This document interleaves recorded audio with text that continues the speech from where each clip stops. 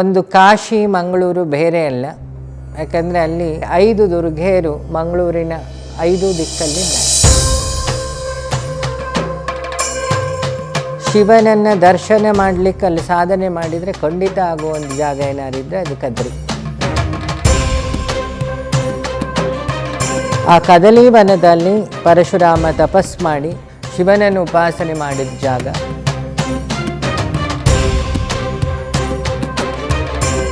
ಅಲ್ಲಿ 7 ಕುಂಡಗಳು ಉಂಟು. 7 ಕುಂಡಗಳು 7 ಜನ್ಮದ ಪಾಪಗಳನ್ನು ತೊಳೆಯುತ್ತಂತೆ ಒಂದೊಂದು ಕುಂಡ.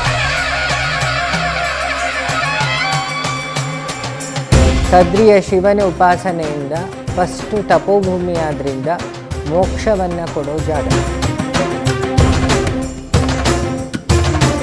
ಯಾರ ಗೋಡೆಗೆ ಒರಗಿ ಧ್ಯಾನ ಮಾಡ್ತಾರ ಸಮಾಧಿ ಸುತ್ತ, ಅವರ ಎನರ್ಜಿಯನ್ನು ಫ್ಲೋವನ್ನು ಆ ಸಮಾಧಿಯ ವೈಬ್ರೇಷನ್ ಜಾಸ್ತಿ ಮಾಡ್ತಾ ಹೋಗುತ್ತೆ.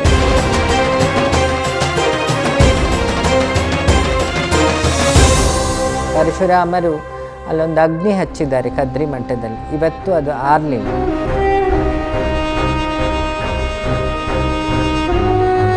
ಸನಾತನ ಧರ್ಮದ ತಾಕತ್ತೇನಾದ್ರು ಗೊತ್ತಾಗಬೇಕಾದ್ರೆ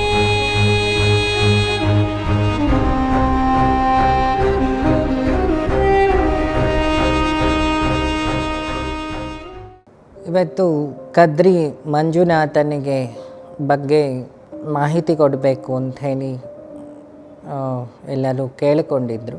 ಈ ಕದ್ರಿ ಅನ್ನೋದು ಕದಲಿ ವನ ಅಂತ ಮೊದಲು.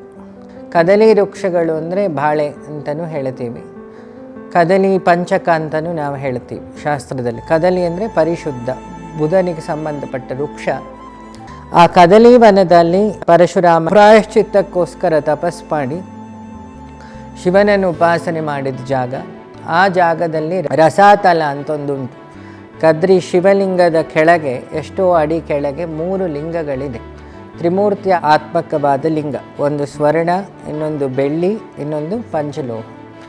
ಅದರೊಳಗೆ ಗೋಲ್ಡ್ ರಸ ಇದೆಯಂತೆ. ಆ ಮಧ್ಯದಲ್ಲಿ 3 ಲಿಂಗ ಇದೆ ಅಂತ. ಅಕಾರ, ಉಕಾರ, ಮಕಾರ, ಓಂಕಾರ ಅಂದರೆ ಶಿವನ ಪೂರ್ಣ ಸ್ವರೂಪ ಸದಾಶಿವ.